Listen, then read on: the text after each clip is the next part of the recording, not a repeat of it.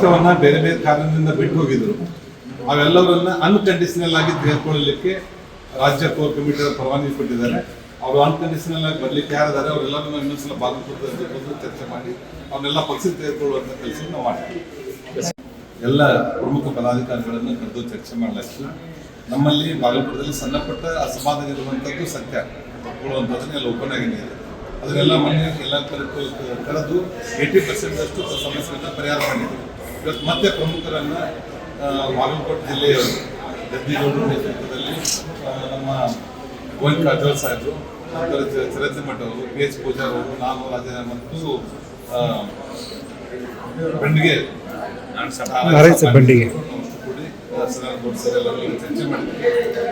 ಯಡಿಯೂರಪ್ಪನವರು ಇದ್ರು, ಯಡಿಯೂರಪ್ಪನವ್ರ ಮಾರ್ಗದರ್ಶನ ಹೇಳಿದ್ರು. ಮತ್ತೆ ಏನು ಆ ಸಮಸ್ಯೆಗಳ ಬಗ್ಗೆ ಆಮೇಲೆ ಕೂತ್ಕೊಂಡು ಚರ್ಚೆ ಮಾಡೋಣ. ಬಹಳ ಸಣ್ಣ ಪುಟ್ಟ ಸಮಸ್ಯೆಗಳಿದೆ.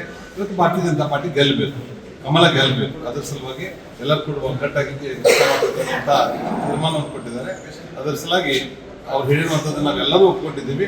ನಾವು ಒಟ್ಟಾಗಿ ಒಂದಾಗಿ ಒಗ್ಗಟ್ಟಾಗಿ ಬಾಗಲಕೋಟೆ ಜಿಲ್ಲೆಯಲ್ಲಿ ನಾವು ಅಭ್ಯರ್ಥಿಯನ್ನ ಗೆಲ್ಲಿಸೋದ್ರ ಕಡೆ ಗಮನ. ನೀವು ಆಕಾಂಕ್ಷಿ ಅನ್ನೋ ಚರ್ಚೆ ನಡೀತಾ ಇದೆ. ಬಾಗಲಕೋಟೆ ವಿಧಾನಸಭೆಗೆ ಆಕಾಂಕ್ಷಿ ಅಲ್ಲ ಸರ್. ನ್ಯಾಷನಲ್ ಹೆರಾಲ್ಡ್ ಬಗ್ಗೆ ಮೇಜರ್ ಇದೆ.